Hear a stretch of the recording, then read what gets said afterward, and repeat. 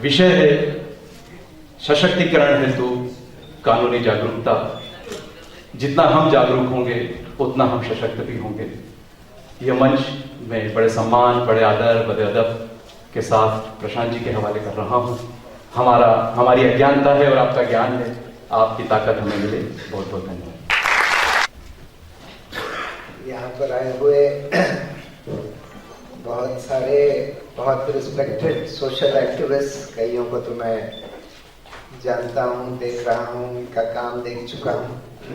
कईयों को मैं नहीं जानता हूँ। मुझे पता है कि यहाँ पर भोपाल में बहुत अच्छे अच्छे सोशल एक्टिविस्ट हैं और रहे हैं।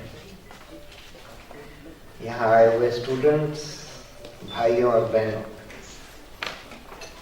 मेरे बारे में ज़्यादा ही कह दिया गया। देखिए, कई बार ऐसा हो जाता है कि कुछ लोगों का नाम मीडिया में और चर्चा में आ जाता है, कई कारणों से आ जाता है।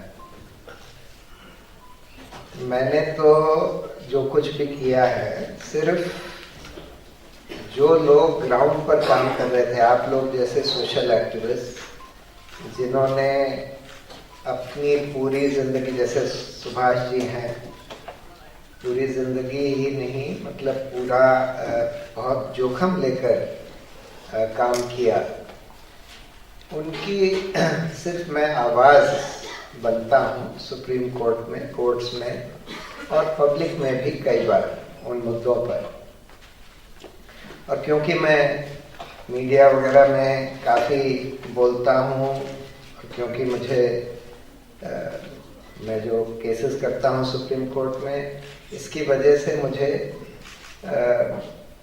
मेरा नाम चर्चा में आता है और इस वजह से लोग सोचते हैं कि मैं कोई बहुत खास तरह का एक्टिविस्ट हूँ। ये बात नहीं है। ये हम लोगों को सबको रियलाइज़ करना चाहिए कि हम में से कोई भी जना बड़े बड़े काम कर सकता है, या कम से कम कई अच्छे काम कर सकता है, अगर सिर्फ एक चीज़ होनी चाहिए जो सबसे ज़रूरी क्वालिटी है हर इंसान में, कि हम जो देश में हो रहा है, जो समाज में हो रहा है, उसको ठीक से ऑब्जर्व करें, उसको समझने की कोशिश करें, और जहाँ पर अन्याय हो रहा है उसके खिलाफ अपनी आवाज़ उठाएं। न्याय के लिए अपनी आवाज़ उठाएं। अगर हम इतना करने के लिए तैयार हैं तो हम में से सब लोग बहुत कुछ कर सकते हैं और देश पूरा बदल सकता है। देश क्या, समाज पूरा बदल सकता है। आज मुझे जिस सब्जेक्ट पर बोलने के लिए कहा गया, लीगल अवेयरनेस फॉर एम्पावरमेंट, ये तो बिल्कुल ज़रूरी है कि हमको हमारे क्या हक हैं, संविधान ने क्या हक दिए और कानून ने क्या हक दिए, संविधान का ढांचा और कानून का ढांचा, ये सब समझने की कोशिश करनी चाहिए। जितना हम समझ सकें उतना ही हमारा एम्पावरमेंट होता है। और इसलिए मैं कुछ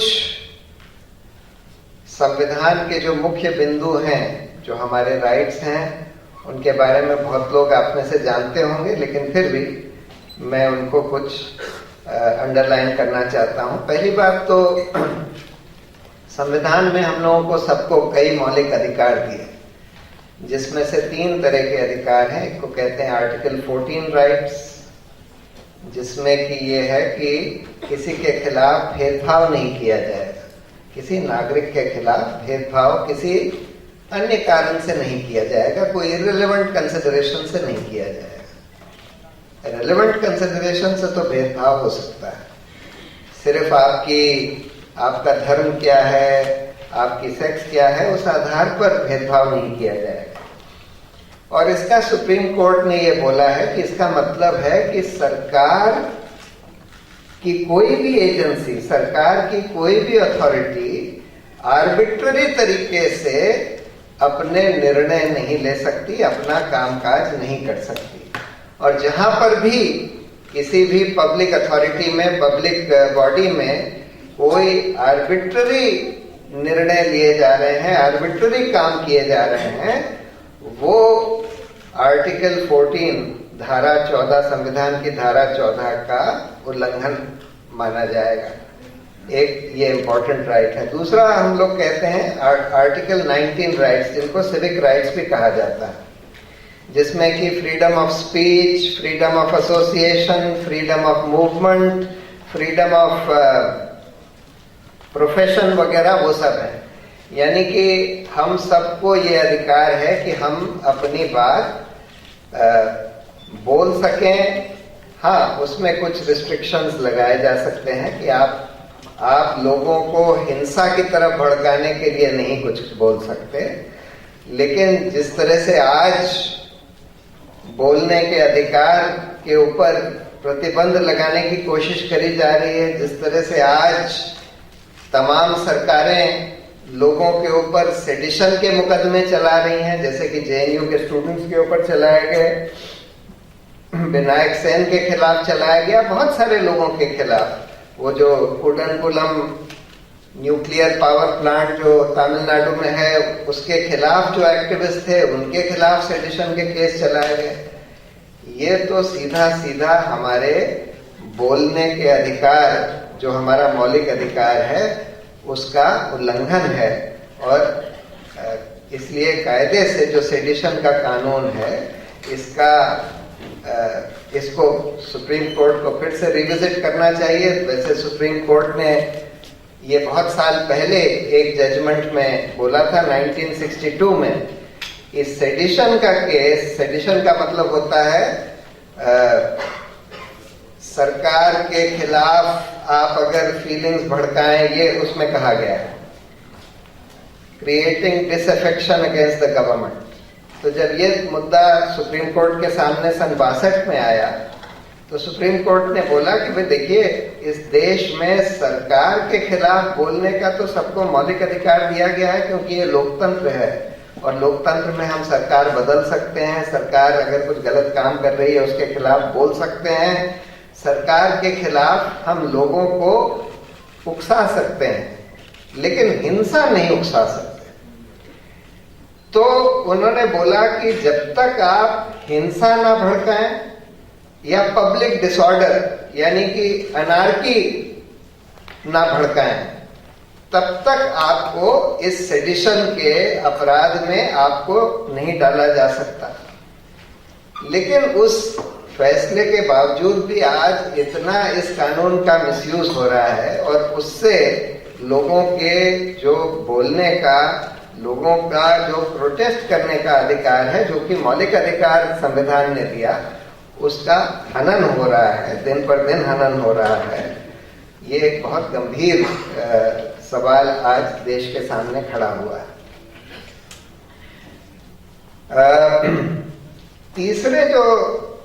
तीसरा जो मौलिक अधिकार संविधान ने दिया है, वो जिसको आर्टिकल 21 राइट्स कहते हैं। आर्टिकल 21 वैसे तो सिर्फ लाइफ और लिबर्टी लिखा है, every citizen shall have the freedom of life and liberty, लेकिन लाइफ और लिबर्टी को सुप्रीम कोर्ट ने बहुत एक लिबरल इंटरप्रिटेशन दिया है। उन्होंने बोला है कि जीने के अधिकार का ये मतलब नहीं है कि आप जानवर की तरह जिएं। जीने का अधिकार का ये मतलब है कि आप इंसानी डिग्निटी के साथ जी सकें, यानी कि आपके पास न्यूनतम खाना हो, पानी हो, कपड़े हो, घर हो, शिक्षा हो, स्वास्थ्य सुविधाएं हो, आपका पर्यावरण रीजनेबली ठीक हो, आप एक ऐसे भ्रष्टाचार भरे समाज में ना रहते हो, ये सब आपका जीने के अधिकार का हिस्सा है, ये सुप्रीम कोर्ट ने बोला।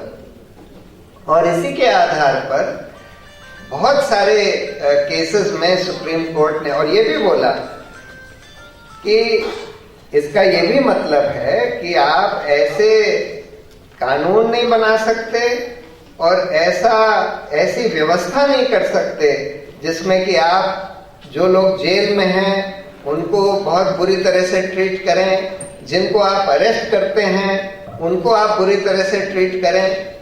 उस सब के बारे में सुप्रीम कोर्ट ने अलग अलग जजमेंट्स में बोला कि भाई जिसको आप अरेस्ट करते हैं उसके ये अधिकार हैं, आपको तुरंत उसके वकील को बताना होगा, तुरंत उसकी फैमिली को बताना होगा, आप उसको मार पीट नहीं सकते, हैंडकफ नहीं कर सकते, हथकड़ी नहीं पहना सकते, वगैरह वगैरह। बहुत सारे हथकड़ी तब पहना सकते हैं अगर बहुत कोई खतरनाक मुल्जिम हो, जिसका ये खतरा हो कि भाई ये तुरंत भाग जाएगा या किसी के ऊपर हिंसक वार करेगा, तब आप हथकड़ी पहना सकते हैं। लेकिन ऐसे जबरदस्ती आप हथकड़ी नहीं पहना सकते। मतलब इस तरह तरह के सुप्रीम कोर्ट ने इसके फैसले दिए कि आप किसी को ऐसे अनडिग्निफाइड तरीके से नहीं ट्रीट कर सकते।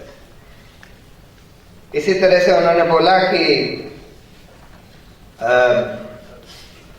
शिक्षा का भी मौलिक अधिकार है। जहां आर्टिकल 19 जो हम कह रहे थे फ्रीडम ऑफ स्पीच, उसी में सुप्रीम कोर्ट ने बोला था कि उसका फ्रीडम ऑफ स्पीच का एक अंग है राइट टू इंफॉर्मेशन, यानी कि सूचना का अधिकार हमारा बोलने के मौलिक अधिकार का एक अंग है। क्योंकि उन्होंने बोला कि हम बोलने का अधिकार का ये मतलब है कि सरकार के खिलाफ या सरकार की नीतियों के खिलाफ या सरकारी व्यवस्था के खिलाफ हमको बोलने का अधिकार है, तो हमको सरकार क्या कर रही है उसके बारे में पूरी जानकारी हासिल करने का भी अधिकार उसका एक अंग है। जब तक हम जानेंगे नहीं कि सरकार क्या कर रही है तब तक हम उसके बारे में क्या बोल पाएंगे कि वो ठीक कर रही है, गलत कर रही है, क्या सुधार होना चाहिए। और उसी के चलते हुए फिर सरकार को खैर एक बड़ा आंदोलन भी हुआ जो अरुणा रॉय वगैरह ने चलाया सूचना के अधिकार के लिए, और इस सब के कारण आखिर में सरकार को एक कानून बनाना पड़ा, सूचना के अधिकार का कानून।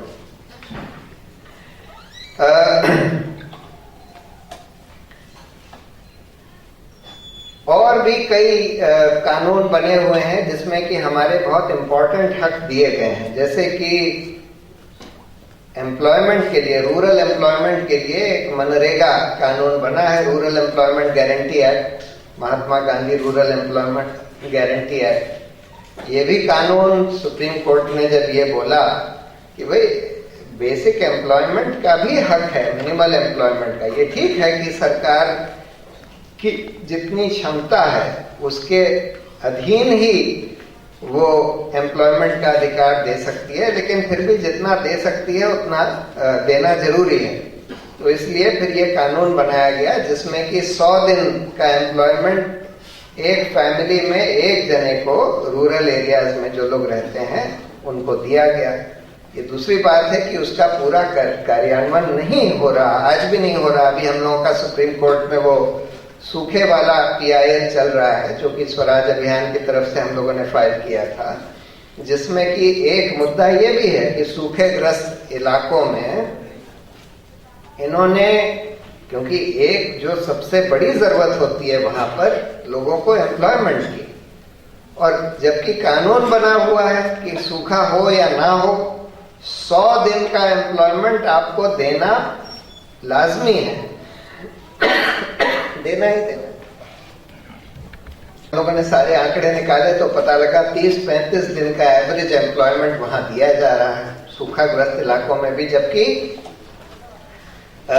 सरकार ने एक ड्राउट मैनुअल बनाया हुआ है और नेशनल डिजास्टर मैनेजमेंट एक्ट के तहत गाइडलाइंस बनाई हुई हैं सूखे के बारे में, जिसमें ये लिखा है कि सूखे में जहां पर ड्राउट डिक्लेयर हो जाता है, सूखा डिक्लेयर हो जाता है, वहां 150 दिन का एम्प्लॉयमेंट उनको देना पड़ेगा। लेकिन फिर भी करीब 30-35 दिन का दिया जा रहा है, क्योंकि केंद्र सरकार पूरे पैसे नहीं देती और राज्य सरकारें, क्योंकि इसमें तो केंद्र सरकार को पैसे देने होते हैं और राज्य सरकारें फिर एम्प्लॉयमेंट नहीं देती, वो कहती हैं हमारे पास पैसा ही नहीं है। तो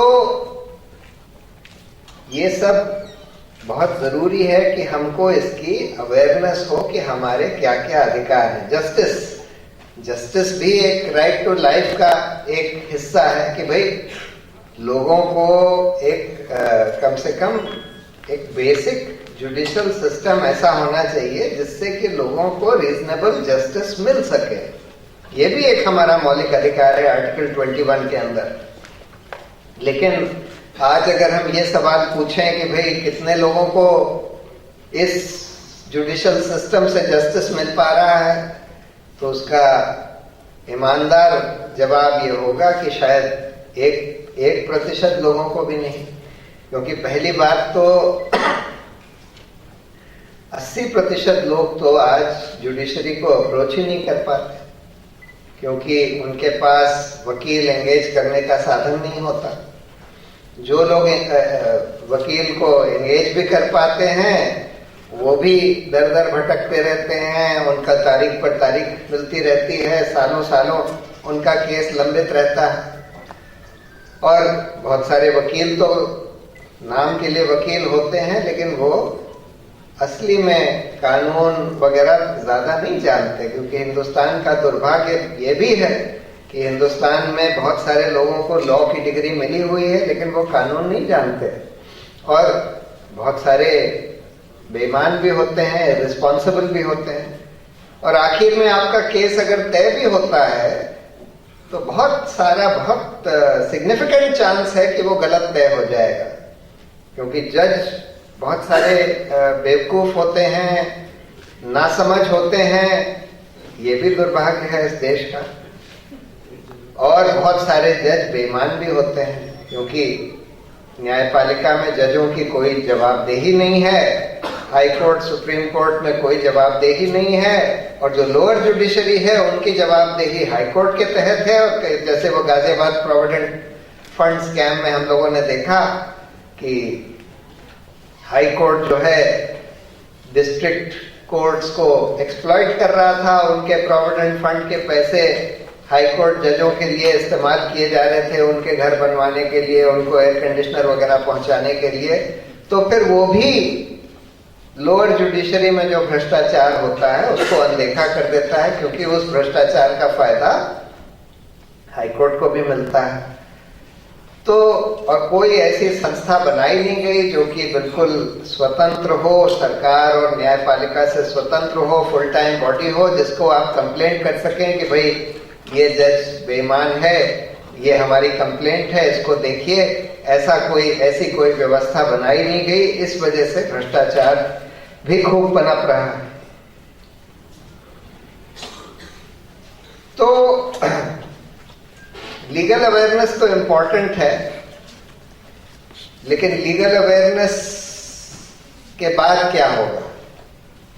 लीगल अवेयरनेस के बाद कुछ तो एम्पावरमेंट होगा, लेकिन अल्टीमेटली अगर आपको अपने कानूनी हक या संवैधानिक हक हासिल करने हैं तो आपको, और अगर सरकार उसका हनन कर रही है तो आप कोर्ट में जाएंगे, PIL फाइल करेंगे, कोई दूसरी रिट फाइल करेंगे।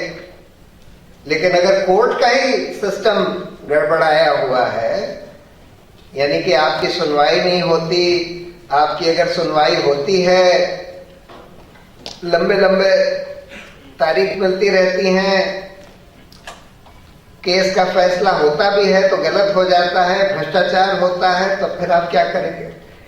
इस वजह से लीगल अवेयरनेस के साथ सोशल अवेयरनेस भी बहुत जरूरी है कि भाई इस देश में हो क्या रहा है, इस देश की व्यवस्था कहाँ खड़ी है, इस देश की व्यवस्था में क्या खामियां हैं, और जिसमें कि जुडिशरी एक बहुत इंपॉर्टेंट अंग है, न्यायपालिका एक बहुत इंपॉर्टेंट अंग है।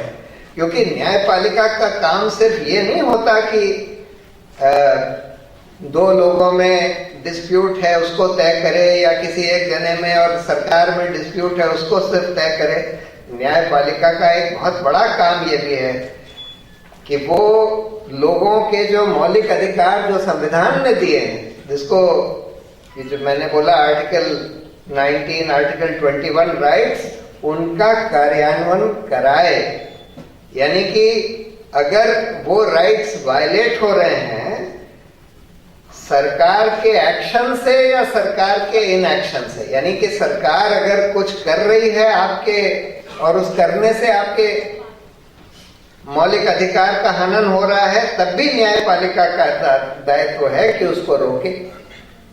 अगर सरकार के ना करने से, यानी कि आपने कोई आप एफआईआर रजिस्टर कराने जाते हैं पुलिस स्टेशन में और पुलिस एसएचओ जो है वो कहता है कि जी हम तो रजिस्टर नहीं करेंगे, एफआईआर नहीं दर्ज करेंगे आपकी, चाहे आप बिल्कुल क्लियर एक मर्डर को रिपोर्ट करने जा रहे हैं, लेकिन वो नहीं अगर आपकी दर्ज कर रहा तो उस इनएक्शन के खिलाफ, उस इनएक्शन से जो आपके मौलिक अधिकार का हनन हो रहा है उसको रोकने के लिए सुप्रीम कोर्ट या जुडिशरी जो है आदेश दे सकती है पुलिस को या सरकार को कि भाई तुम ये काम करो। और सिर्फ यही नहीं, व्यवस्था परिवर्तन के लिए भी कई बार पब्लिक इंटरेस्ट लिटिगेशन में आदेश दिया जाता है। जैसे कि जब ये हवाला वाला केस हुआ और ये सवाल उठा कि भाई ये सीबीआई तो सरकार के ही कहने पर काम करती है और सरकार जो है, क्योंकि सीबीआई को भ्रष्टाचार का इन्वेस्टिगेशन करना होता है और भ्रष्टाचार सरकार ही करती है, सरकार के बड़े बड़े लोग करते हैं, तो इसलिए सीबीआई कई बार भ्रष्टाचार का इन्वेस्टिगेशन नहीं करती। जब सरकार उससे कहती है कि भाई इसको नहीं करना है, तब ये सवाल उठा कि अच्छा ऐसी कैसे व्यवस्था बनाई जाए कि सीबीआई को सरकार के कंट्रोल से कम थोड़ा छुड़ाया जा सके। तो सुप्रीम कोर्ट ने यह आदेश दिया वो हवाला वाले केस में, जिसको विनीत नारायण का भी केस कहते हैं, कि सेंट्रल विजिलेंस कमीशन को सरकार से स्वतंत्र बनाया जाए, यानी सरकार का disciplinary control central vigilance commission के ऊपर ना रहे और सेंट्रल विजिलेंस कमीशन को सीबीआई के ऊपर सुपरविजन का अधिकार दे दिया जाए। और उन्होंने बोला कि ये व्यवस्था तब तक चलेगी जब तक इसका कानून बनता है। आखिर में सरकार को कानून बनाना पड़ा, सीबीसी एक्ट जिसको कहते हैं। इसी तरह से विसल ब्लोअर्स के बारे में सत्येंद्र दुबे का जब मर्डर हुआ, उसने हाईवे अथॉरिटी के खिलाफ कंप्लेंट किया उसके भ्रष्टाचार के खिलाफ, और उसका उसके बाद मर्डर हो जाता है क्योंकि उसका नाम रिवील कर दिया जाता है। तब ये सवाल उठा कि इस तरह के जो विसल ब्लोअर्स होते हैं सत्येंद्र दुबे जैसे, इनको प्रोटेक्ट करने के लिए, इनके कंप्लेंट्स इन्वेस्टिगेट करने के लिए कोई स्वतंत्र संस्था होनी चाहिए। तो सुप्रीम कोर्ट ने बोला कि अच्छा अभी सीबीसी को यह अधिकार दे दिया जाए, जब तक इस पर कानून बनता है सीबीसी जो है विसल ब्लोअर्स की जो कंप्लेंट्स हैं उनकी जांच करेगी। ये दूसरी बात है कि ये दोनों आदेश जो सुप्रीम कोर्ट ने दिए, चाहे वो सीबीआई वाला चाहे ये विसल ब्लोअर वाला, दोनों बहुत ज्यादा कामयाब नहीं रहे।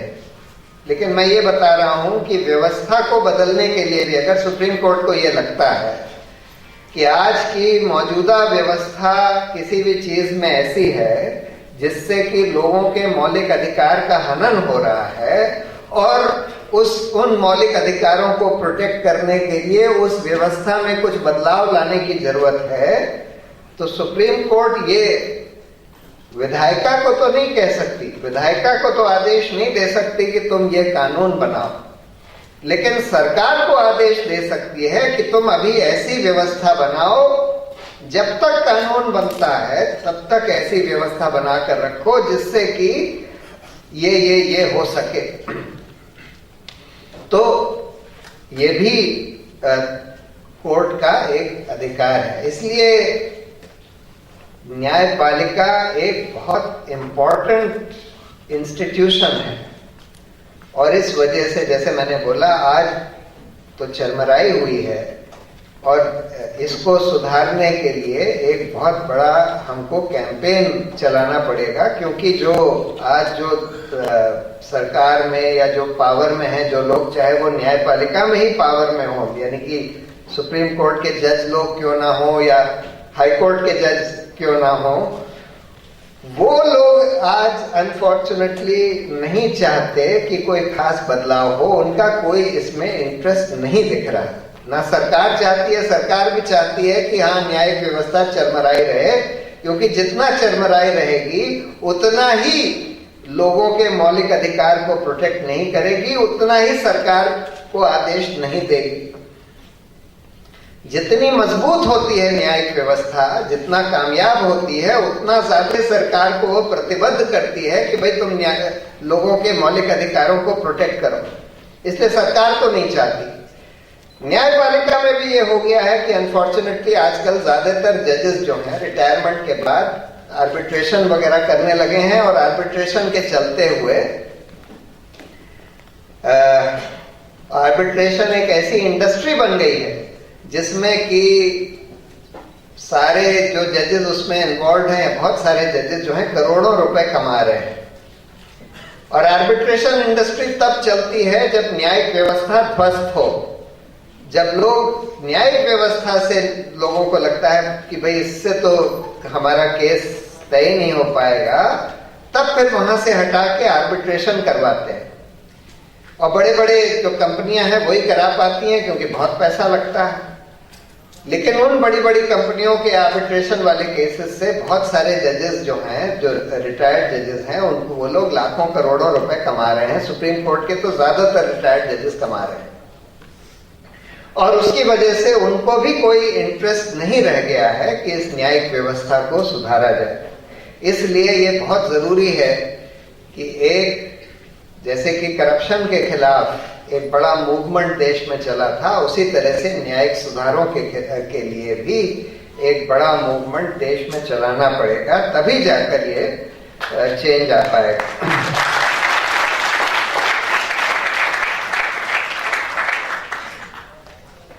तो लीगल अवेयरनेस के साथ एक सोशल अवेयरनेस भी बहुत जरूरी है, और उसके लिए हम लोगों में सब में ये पूरी जिज्ञासा होनी चाहिए समझने की कि देश में हो क्या रहा है, आज देश की सामाजिक स्थिति हालत क्या है। और अगर हम वो देखें आज, तो आज हम तो वो सूखे वाला केस आजकल बहस कर रहे हैं सुप्रीम कोर्ट में, जिससे ये निकल कर आता है कि आज किसानों की तो इतनी बुरी हालत है, खासकर जिन राज्यों में सूखा पड़ा है, और करीब करीब 1/3 देश का हिस्सा है जहां पर सूखा पड़ा। तो उन जगहों में तो किसानों की हालत ऐसी हो गई है कि बहुत सारे लोग तो आत्महत्या कर रहे हैं, क्योंकि उनके पास कुछ भी नहीं है, उनके पास अपने कर्ज चुकाने के लिए भी कोई पैसे नहीं है, खाने के लिए कुछ नहीं है। हम लोगों ने जो सर्वे किया उससे ये निकल कर आया कि बहुत सारे लोग नमक के साथ रोटी खाते हैं, उनके पास कोई सब्जी दाल वगैरह नहीं है, कुछ नहीं है। बहुत सारे लोग घास की रोटी खाने लगे हैं, उनके पास गेहूं भी नहीं है रोटी बनाने के लिए। आजकल तो आप लोग रोज टीवी पर देखते होंगे पानी का क्या हाल हो गया है कि कई कई गांव ऐसे हैं कि जहां पर सिर्फ टैंकर से पानी मिलता है पीने का, और वो टैंकर भी 2 हफ्ते में 3 हफ्ते में एक बार आता है, और कुछ बाल्टी पानी लोग 2-3 बाल्टी पानी मार पीट के रो पीट के 2-3 हफ्ते के लिए ले जाते हैं, और कोई पानी नहीं। तो एजुकेशन, अगर हम आज शिक्षा की स्थिति देखें देश में, अब नाम के लिए तो राइट टू एजुकेशन एक्ट आ गया, सबका मौलिक अधिकार है कि कम से कम 8वीं क्लास तक आपको एजुकेशन मिले। लेकिन अगर आप सरकारी स्कूलों की स्थिति देखें तो बहुत सारा हिस्सा देश का ऐसा है जहां पर सरकारी स्कूलों में टीचर नहीं है, जहां पर सरकारी स्कूल नहीं है, स्कूल है तो टीचर नहीं है, और टीचर है तो इंफ्रास्ट्रक्चर नहीं है, कोई बिल्डिंग नहीं है, और कई जगह तो करिकुलम जो पढ़ाया जाता है वो इतना खराब है कि वो अगर आप लोगों को वो करिकुलम पढ़ा भी दें तो कुछ सीखेंगे नहीं, क्योंकि रटने में और सीखने में बहुत अंतर है। आप कुछ चीजें उनको रटा दें, उससे तो कोई उनका एजुकेशन नहीं होता। ये एनसीईआरटी ने एक बहुत बड़ा काम किया था करीब 10 साल पहले 2005 में, जो कि सारा नेशनल करिकुलम फ्रेमवर्क रिवाइज कर दिया, नया नेशनल करिकुलम फ्रेमवर्क बनाया, सारी स्कूल की टेक्स्ट बुक्स रिवाइज कर दी और बहुत अच्छा करिकुलम, काफी अच्छा करिकुलम, काफी अच्छी टेक्स्ट बुक्स बनाई। ये मैं नहीं कहता कि बिल्कुल वो आइडियल है, लेकिन बहुत सुधार किए गए। और अगर वो पूरे देश में लागू कर दिया जाए, जो एनसीईआरटी ने 2005 में नया नेशनल करिकुलम फ्रेमवर्क बनाया था, तो उससे स्कूल की एजुकेशन बहुत सुधारी जा सकती है। लेकिन ज्यादातर राज्यों ने नहीं किया और आज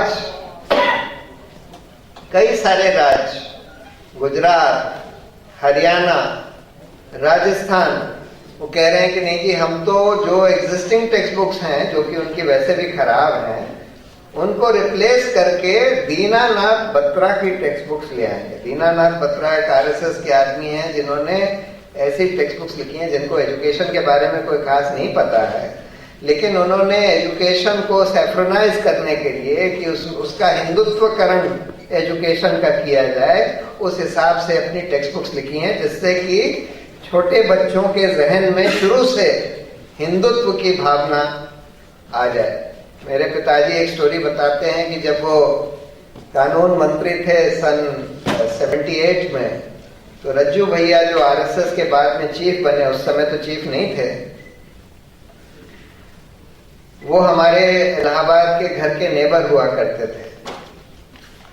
उन्होंने अपना घर जो है एक शिशु मंदिर, आरएसएस के जो स्कूल्स होते हैं, आरएसएस का शिशु मंदिर, उसको दे दिया था। और उन्होंने उनको इंडिपेंडेंस डे के लिए चीफ गेस्ट के तौर पर बुलाया। तो वो गए, क्योंकि वो नेबर थे, दोस्त थे। वहां पर जाकर उन्होंने उनकी बच्चों की कुछ हिस्ट्री की टेक्स्ट बुक्स देखी। एक हिस्ट्री की टेक्स्ट बुक देखी तो उसमें लिखा था कि वो मुसलमान राजा आया और उसने सारे हिंदुओं को पेड़ से बांधकर उनके ऊपर शहद डाल दिया और चींटी चढ़ा दी। अब मेरे पिताजी ने उनसे बोला कि भाई ये क्या आप पढ़ा रहे हैं बच्चों को, छोटे छोटे बच्चों को ये सब पढ़ा रहे हैं कि जिससे कि उनके दिमाग में जहर घुल जाए मुसलमानों के खिलाफ। उन्होंने बोला कि नहीं नहीं, ये तो हिस्ट्री है। उन्होंने बोला कि मैंने तो ये हिस्ट्री कभी नहीं पढ़ी। कहते नहीं नहीं, ये तो हिस्ट्री है। तो मेरे पिताजी ने बोला कि भाई अगर हिस्ट्री है भी, अगर मान भी लिया जाए, तो ये छोटे छोटे बच्चों को ये हिस्ट्री पढ़ाने की क्या जरूरत है जिससे कि आप उनके दिमाग में जहर घोलें। तो अनफॉर्चुनेटली आज ये बहुत बड़े पैमाने पर किया जा रहा है। आरएसएस तो खैर ये सब प्रचार करती ही है। आरएसएस ने जितने स्कूल वगैरह शुरू करे हुए हैं, सब जगह मुसलमानों के खिलाफ, ईसाइयों के खिलाफ दिमाग में जहर घोलने का काम वो करती है। लेकिन आज अनफॉर्चुनेटली कुछ स्टेट्स में एक बहुत खतरनाक चीज शुरू हो रही है कि भाई इन आरएसएस के लोगों के, जिन्होंने आरएसएस की टेक्स्ट बुक्स लिखी हैं, आरएसएस के स्कूल्स की, वो टेक्स्ट बुक्स राज्य के स्कूलों में, सरकारी स्कूलों में चलाई जाएंगी। ये फैसला लिया जा रहा है। ये एक बहुत ही खतरनाक डेवलपमेंट है जो हम लोगों को बहुत स्ट्रांगली अपोज करना पड़ेगा और वॉच करना पड़ेगा।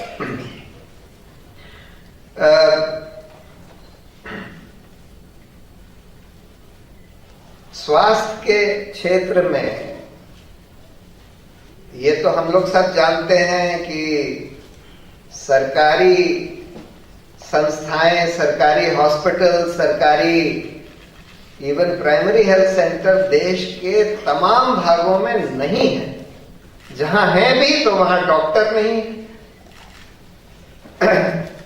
आज बहुत थोड़े गांव हैं जहां पर कोई एमबीबीएस डॉक्टर अवेलेबल है। हम लोगों ने तो एक पीआईएल इसी पर करी थी कि भाई एमबीबीएस की एजुकेशन इतनी लंबी है और इतने कम एमबीबीएस डॉक्टर्स हैं। ऑफ कोर्स वहाँ पूरा, जैसे आप लोगों ने व्यापम वगैरह में देखा, बहुत तरह के भ्रष्टाचार हैं। मेडिकल काउंसिल ऑफ इंडिया बिल्कुल भ्रष्ट संस्था है, इसके खिलाफ भी हम लोगों ने एक पीआईएल तैयार करी है पूरे मेडिकल काउंसिल को रिफॉर्म करने के लिए, जो हम लोग फाइल करने वाले हैं इस हफ्ते में। लेकिन मेडिकल काउंसिल ने पूरा जो भी मेडिकल कॉलेजेस, मेडिकल एजुकेशन का सिस्टम है, उसको बिल्कुल बर्बाद कर दिया है।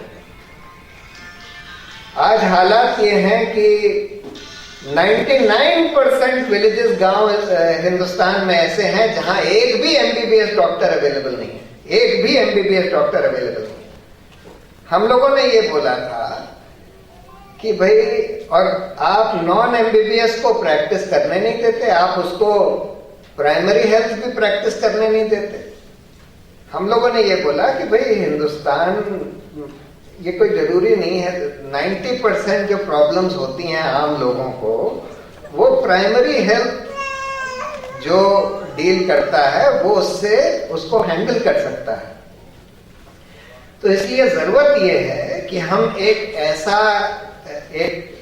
डॉक्टर्स का एक ऐसा कैडर बनाएं जो कि कम से कम प्राइमरी हेल्थ की जो प्रॉब्लम्स हैं उसको डील कर सके। और उसके लिए हमको एमबीबीएस डॉक्टर की जरूरत नहीं है। हम 3-3.5 साल का अगर एक कोर्स हम लोग डिवाइस करते हैं, और वो डिवाइस किया गया, बहुत सारे एक्सपर्ट्स ने मिलकर उसका पूरा करिकुलम बना दिया, लेकिन उसको कार्यान्वित नहीं किया जा रहा।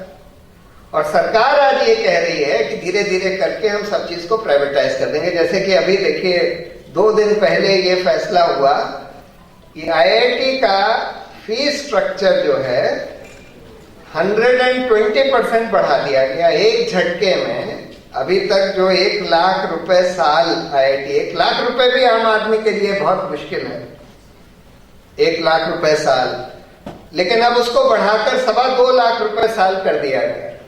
अब धीरे धीरे सरकार उस तरफ बढ़ रही है कि हायर एजुकेशन से तो अपना पूरा हाथ खींच ले, प्राइमरी एजुकेशन वगैरह तो उनको देनी पड़ेगी, बाध्य है, राइट टू एजुकेशन एक्ट है, लेकिन वहां पर भी पूरा पैसा नहीं दिया जा रहा जिससे कि पूरे ठीक से स्कूल बन सकें। और जैसा मैंने बोला, आज तो एक करिकुलम को भी बदलने की, खराब तरह से बदलने की कोशिश करी जा रही है। लेकिन हायर एजुकेशन से अपना हाथ सरकार खींचना चाहती है। धीरे धीरे करके इनको आईआईटीज वगैरह को भी प्राइवेटाइज कर दो या कम से कम सेल्फ फाइनेंसिंग कर दो।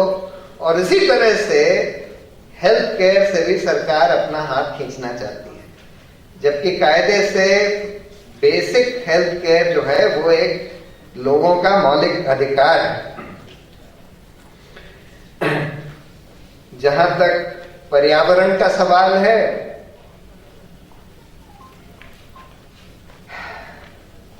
वैसे ही हम लोग देख रहे हैं कि पर्यावरण की, सुभाष जी ने बताया कि पर्यावरण की कितनी भारी क्राइसिस हो गई है। हमारी नदियां बिल्कुल पोल्यूटेड होती जा रही हैं। जमुना की तो हालत, मतलब क्या बताएं, कोई जना वहां अगर जमुना के आसपास जाए तो बस उसको ऐसी फ्यूम्स आती हैं। हम लोग तो नोएडा में जहां रहते हैं उसके बगल में एक नाला है जो कि जमुना में जाता है, और उस नाले में से तो ऐसी फ्यूम्स निकलती हैं कि हर साल जितने एयर कंडीशनर्स हैं हम लोगों के सेक्टर के, उसके वो कॉपर के पाइप्स हर साल लीक कर जाते हैं। वो लोग कहते हैं कि इस नाले की फ्यूम्स की वजह से। यमुना में ऐसी स्मेल आती है, ऐसी फ्यूम्स निकलती हैं, मतलब पीने के पानी की तो खैर सवाल छोड़ ही दीजिए, लेकिन वहां तो ऐसी हालत हो गई है कि उसके आसपास कोई रह भी नहीं सकता। तो रिवर्स की ये हालत होती जा रही है। हमारी वाटर बॉडी जो हैं खत्म होती जा रही हैं, फॉरेस्ट हमारे खत्म होते जा रहे हैं, जो सुभाष जी ने बताया। और एक बहुत नई तरह की, एक बहुत बड़ी प्रॉब्लम हमारे सामने खड़ी हो गई है जिसको क्लाइमेट चेंज कहते हैं, जो कि जिसकी वजह से, क्योंकि कार्बन का लेवल एटमॉस्फेयर में बढ़ता जा रहा है, हमारा ये कोयला और ये जो बाकी ग्रीन हाउस फ्यूल्स हैं, यानी कि जो कोयला और ऑयल जो हमारा 100 मिलियन ईयर्स में जो इकट्ठा हुआ जमीन के नीचे, यानी कि जितनी वेजिटेशन थी, जितना ऑर्गेनिक मास था, जो 100 मिलियन ईयर्स में जो इकट्ठा हुआ, वो हम 100 साल के अंदर पूरा फूकने जा रहे हैं। और उसका इफेक्ट ये हो रहा है, एक तो खैर सब तेल और कोयला वगैरह खत्म होता जा रहा है, लेकिन दूसरी तरफ वो जो उसका जो कार्बन एमिशंस निकल रहे हैं, उससे कार्बन का लेवल एटमॉस्फेयर में इतना बढ़ता जा रहा है कि, और उससे ग्रीन हाउस इफेक्ट, जो धूप आती है नीचे, वो नीचे तो आ जाती है लेकिन वापस ऊपर स्पेस में नहीं जा पाती, उससे ट्रैप हो जाती है हमारे कार्बन जो एटमॉस्फेयर में आ गया है। और उसकी वजह से धीरे धीरे पृथ्वी का टेम्परेचर बढ़ता जा रहा है। और ये कहा जा रहा है कि शायद ऑलरेडी 1 डिग्री बढ़ चुका है पिछले 50 साल में, लेकिन वो कह रहे हैं कि अगले 50 साल में कम से कम 2 डिग्री सेंटीग्रेड और बढ़ेगा। और अगर 2 डिग्री सेंटीग्रेड, अब तो ये कह रहे हैं कि शायद 3 डिग्री 4 डिग्री बढ़ जाए, कुछ पता नहीं है, लेकिन अगर 2 डिग्री भी और बढ़ जाए तो उसके ऐसे कैटास्ट्रोफिक इफेक्ट्स होने वाले हैं कि मतलब तरह तरह के।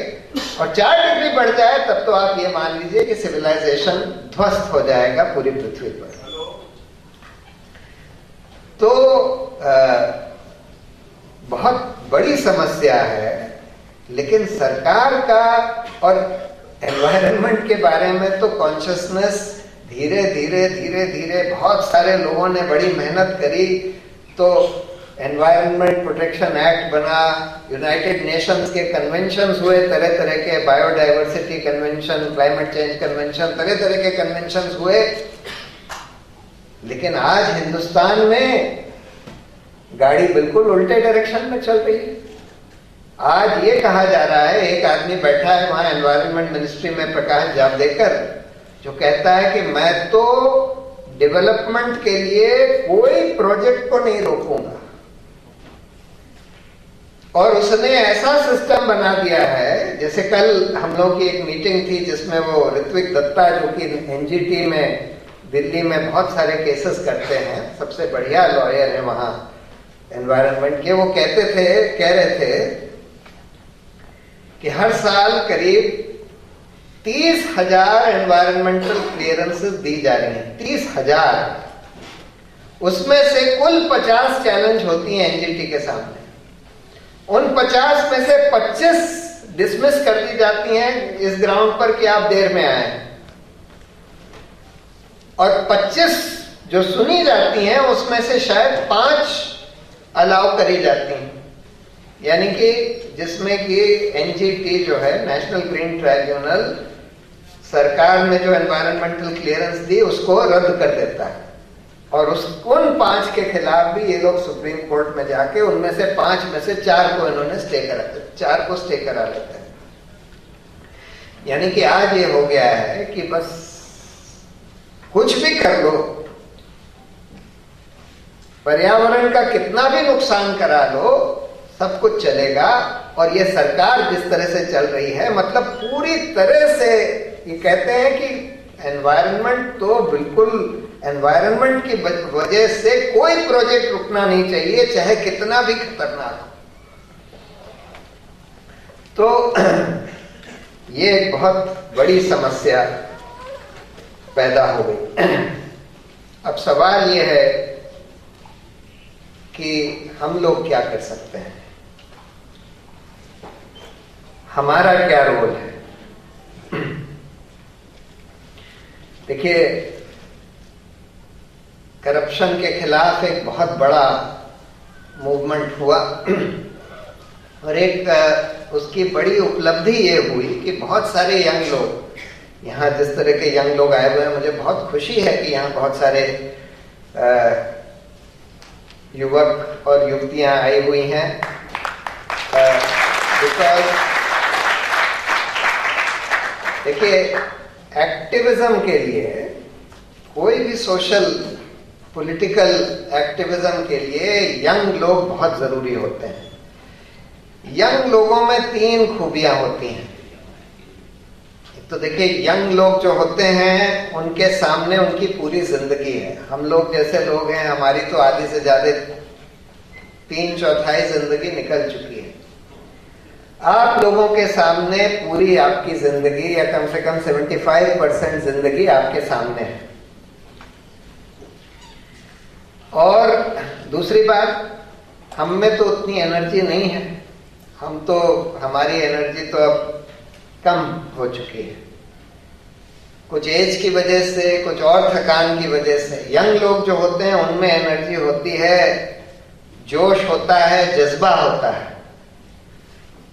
और तीसरी बात जो सबसे बड़ी बात है, यंग लोगों में नई सोच की कैपेसिटी होती है। हम लोग तो पुराने धर्रे के सोचने वाले लोग हैं, जो ठीक है, हम लोगों को थोड़ा एक्सपीरियंस है, उस एक्सपीरियंस का जो फायदा मिल सके वो मिलना चाहिए। लेकिन जो यंग लोग हैं, इसीलिए जितने नए नए कंपनियां बनाई जाती हैं, नए स्टार्टअप्स बन रहे हैं, तरह तरह के नए नए आइडियाज आ रहे हैं। मेरा बेटा भी एक नया स्टार्टअप बना रहा है।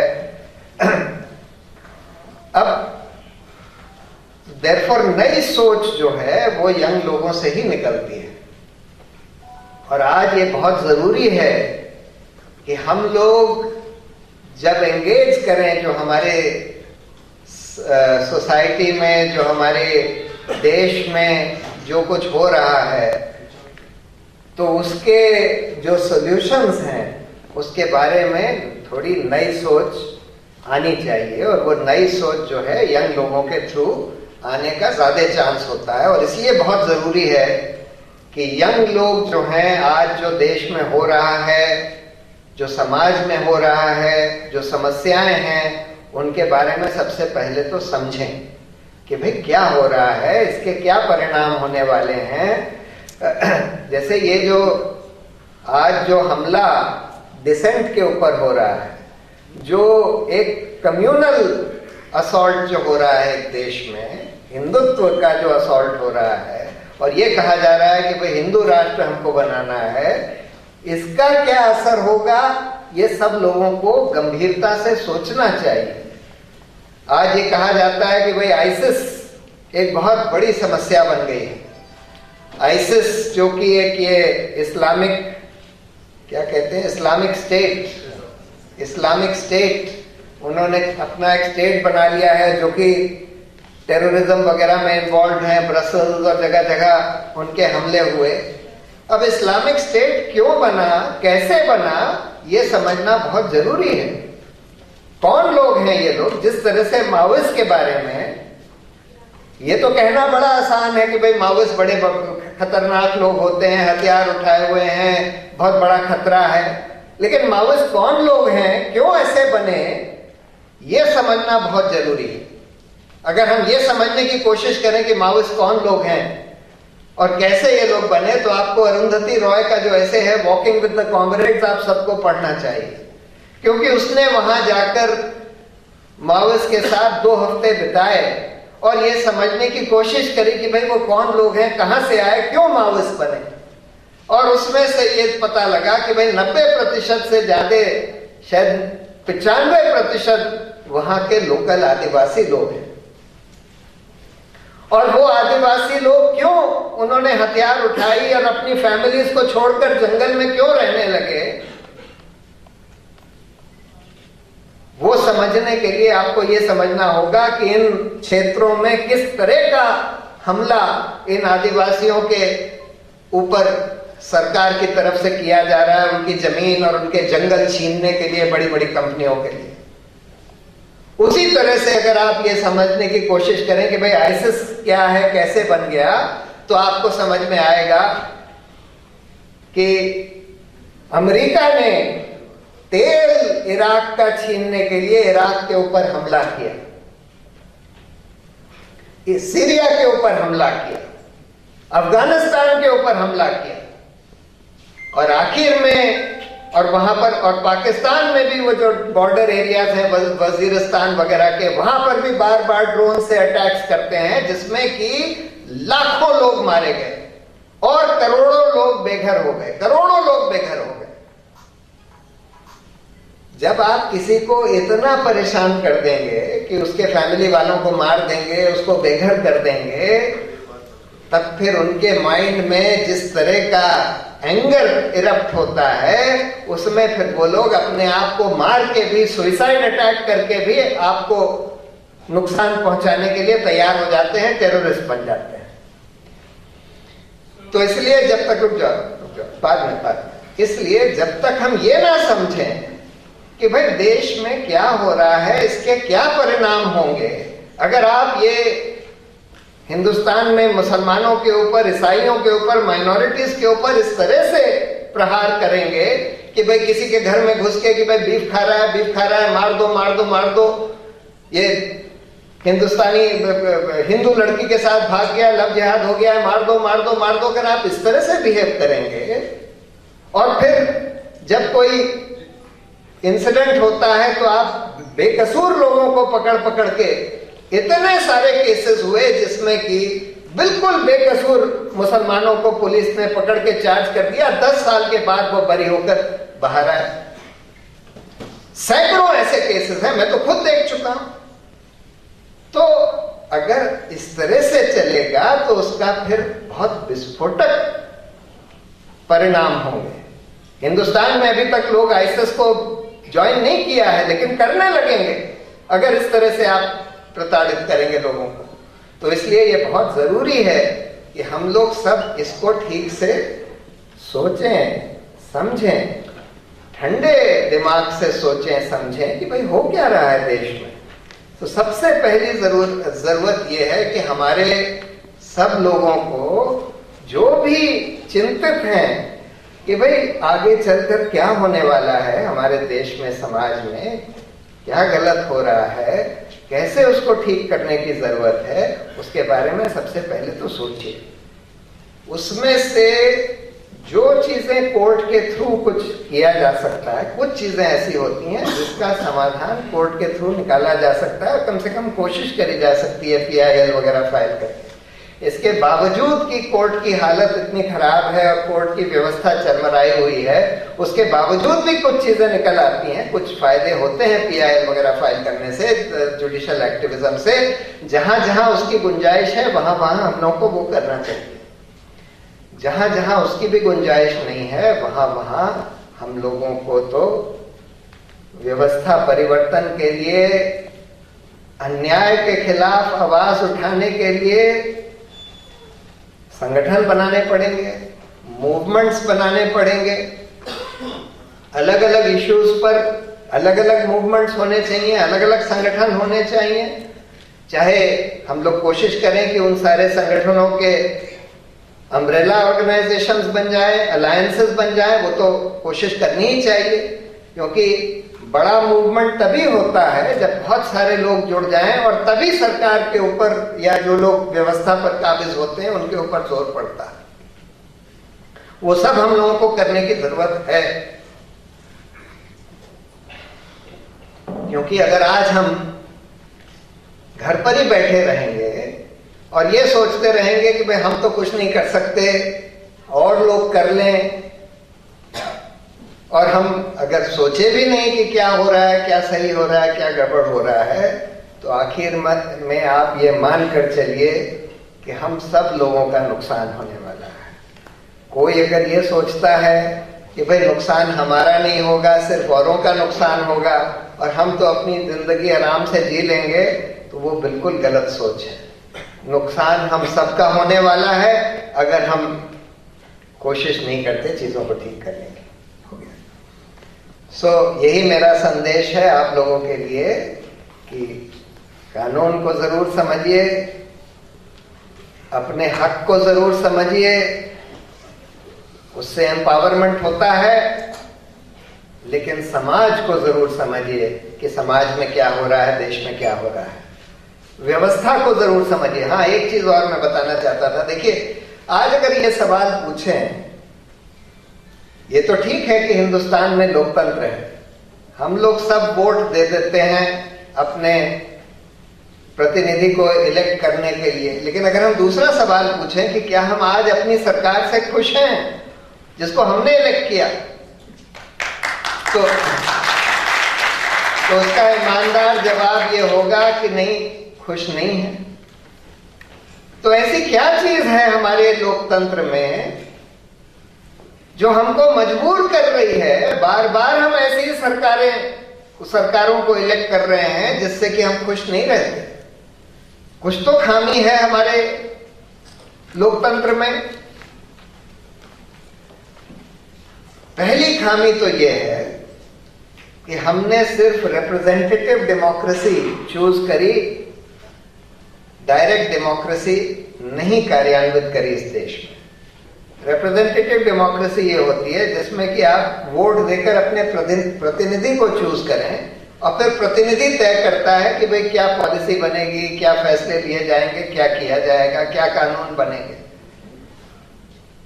डायरेक्ट डेमोक्रेसी वो होती है जहां लोग खुद तय कर सकते हैं कि भाई यहां पर क्या फैसले लिए जाएं, यहां पर क्या पॉलिसी बनाई जाए, यहां क्या कानून बनाया जाए।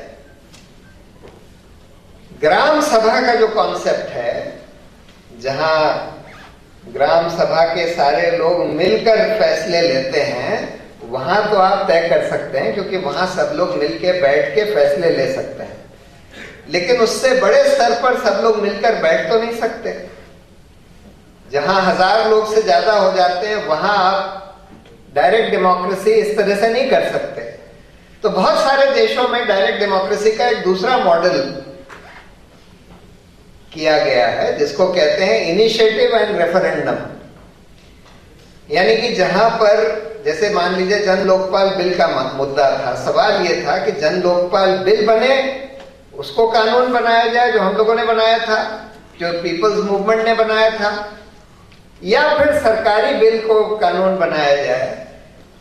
तो जो मॉडल दूसरे देशों में इस्तेमाल किया गया है, बहुत सारे देशों में, वहां यह है कि अगर 1% या 2% लोग लिख कर दे देते हैं कि भाई हमको ये कानून चाहिए, तो उस पर रेफरेंडम कराया जाता है। और उस रेफरेंडम में अगर अधिकतर लोग ये कहते हैं कि भाई यही कानून बनाया जाए, तो वो कानून बन जाता है। तो उस तरह से कई सारी चीजें लोग खुद तय कर सकते हैं बजाय कि उनके इलेक्टेड रिप्रेजेंटेटिव्स तय करें। क्योंकि आज हो ये रहा है कि जो हमारा वोटिंग का सिस्टम है उसमें first pass the post 2 level पर है। फर्स्ट पास द पोस्ट का मतलब यह होता है कि आप जब वोट डालते हैं, मान लीजिए एमएलए का इलेक्शन है, आपने वोट डाली, 5-6 कैंडिडेट्स हैं या 10 कैंडिडेट्स हैं, कुछ लोगों ने एक को डाली, कुछ लोगों ने दूसरे को, कुछ ने तीसरे को, वगैरह वगैरह। आखिर में जिसको सबसे ज्यादा वोट मिली वो इलेक्ट हो जाता है। चाहे जिसको सबसे ज्यादा वोट मिली उसको 25% ही वोट मिली हो, यानी कि 75% लोगों ने दूसरों को वोट दिया है, लेकिन वो 25% वाला जो है वो सिर्फ वो आदमी जो है उस पूरे कंस्टिट्यूएंसी का रिप्रेजेंटेटिव बन जाता है। उसके बाद जब सरकार बनाई जाती है तो जिनके पास, जिस अलायंस के पास या जिस पार्टी के पास मेजॉरिटी होती है उसकी सरकार होती है और सारे फैसले वो सरकार करती है। यानी कि वो 51% लोग सारे फैसले करते हैं। उन लोगों की अगर आप सबकी वोट का परसेंटेज देखते जाएं तो हो सकता है कि उन सब लोगों को मिलाकर सिर्फ 15% वोट मिली हो। यानी कि जिन लोगों को सिर्फ 15% वोट मिली थी वो लोग सरकार बनाकर सब फैसले करते हैं। ये एक प्रॉब्लम है जिसकी वजह से ये होता है कि जब हम वोट देने जाते हैं तो हम वोट उसको नहीं देते जो हमको सबसे अच्छा कैंडिडेट या सबसे अच्छी पार्टी लगती है। हम वोट उसको देते हैं क्योंकि अगर हमको ये लगता है कि भाई हम इसको वोट देंगे, सबसे अच्छा तो है, लेकिन ये जीत तो सकता नहीं। तब फिर ये होता है कि अच्छा फिर उनमें से देखो जो लोग जीत सकते हैं, उनमें से जो सबसे कम खराब हो उसको वोट दे दो। और वो हम कैसे देखते हैं कि जो कौन लोग जीत सकते हैं, वो इस आधार पर देखते हैं कि भाई किसका कितना प्रचार हुआ है, किसकी कितनी विजिबिलिटी है। और वो प्रचार और विजिबिलिटी जो है पैसों के आधार पर आती है। तो जिनके पास पैसा है, जिन पार्टियों के पास खूब पैसा है, जैसे अन्ना कहते हैं कि आजकल राजनीति हो गई है पैसे से सत्ता और सत्ता से पैसा। यानी कि जिसके पास पैसा है वो दिखाई देता है कि भाई ये है सबसे बड़ी पार्टी, ये 2-3 पार्टियां हैं, इन्हीं में से कॉन्टेस्ट है। और उससे फिर वो सत्ता में आ जाते हैं और सत्ता में आने के बाद फिर और उससे पैसा कमाते हैं। तो ये इसका सॉल्यूशन दो तरह का है कि एक तो हम लोग इनिशिएटिव एंड रेफरेंडम का सिस्टम शुरू करें इस देश में, जिससे कि कई बड़े बड़े फैसले कम से कम लोग खुद ले सकें। दूसरा सिस्टम ये है कि हम लोग प्रोपोर्शनल रिप्रेजेंटेशन, कम से कम आधे, बहुत सारे देशों में प्रोपोर्शनल रिप्रेजेंटेशन आ गया है, यानी कि हर पार्टी अपनी अपनी लिस्ट देती है और लोग जो हैं पार्टी को वोट डालते हैं और उस पार्टी को अगर 5% वोट मिलती है तो उसके ऊपर से 5% लोग सेलेक्ट हो जाते हैं। या उससे भी बेटर सिस्टम यह है कि आप एक वोट अपनी पार्टी के लिए डालें और फिर एक दूसरी वोट उस पार्टी में जो आपका बेस्ट कैंडिडेट है उसके लिए डाल दें। तब फिर ये होता है कि अगर 5% वोट किसी पार्टी को मिली तो उसके वो ऊपर के 5% नहीं, बल्कि वो 5% जिनको सबसे ज्यादा वोट मिली है उस पार्टी में, वो लोग इलेक्ट हो जाते हैं। इस सिस्टम का फायदा ये है कि कम से कम आपको ये नहीं लगेगा कि भाई ये पार्टी सबसे अच्छी है लेकिन ये जीत तो नहीं पाएगी इसलिए हम इसको वोट क्यों डालें। फिर ये है कि सबसे अच्छी पार्टी को भी वोट मिलेंगे। उसका बस नुकसान ये होता है कि सरकार बनाना फिर मुश्किल होगा। जिस तरह से आज सरकार बनती है कि भाई आपकी मेजॉरिटी होनी चाहिए, फिर हमको वो स्विट्जरलैंड का मॉडल फॉलो करना होगा जहां पर नेशनल गवर्नमेंट बनती है। उसमें हर पार्टी रिप्रेजेंटेड होती है और हर पार्टी के उतने % लोग रिप्रेजेंटेड होते हैं जितने % उनकी सीट्स हैं पार्लियामेंट में। यानी किसी के 5% सीट है तो उसके 5% रिप्रेजेंटेटिव्स उस गवर्नमेंट में है, किसी के 10% है तो उसके 10% है। उस तरह से एक नेशनल गवर्नमेंट सी बनती है, वो लोग चलाते हैं। उस तरह का कोई मॉडल हमको बनाना पड़ेगा, क्योंकि आज के लोकतंत्र में तो ये प्रॉब्लम आ गई है कि लोकतंत्र नाम के लिए तो है लेकिन जैसी सरकार हम चाहते हैं वैसी सरकार तो आती नहीं, वैसी सरकार तो चलती नहीं और हम हर समय ठगे महसूस करते हैं। सो ये सब कुछ चीज़ें हैं जो हम लोगों को ध्यान में रखनी चाहिए। सबसे इम्पोर्टेंट चीज़ ये है कि सब लोग समाज के बारे में, देश के बारे में सोचें, समस्याओं के बारे में सोचें, उनसे जितना जूझ सकें जूझें। ये तो ज़रूरी है कि हर एक आदमी को अपने कम से कम न्यूनतम ज़रूरतों के लिए पैसा कमाना पड़ता है, अपनी फैमिली की न्यूनतम ज़रूरतों को पूरा करना पड़ता है। वो सब हम लोग करें, लेकिन उसके बाद हमारे पास जितनी ऊर्जा है, जितना समय है, कम से कम सार्वजनिक मुद्दों पर बिताएं और उसमें जो कुछ कर सकें करें। धन्यवाद।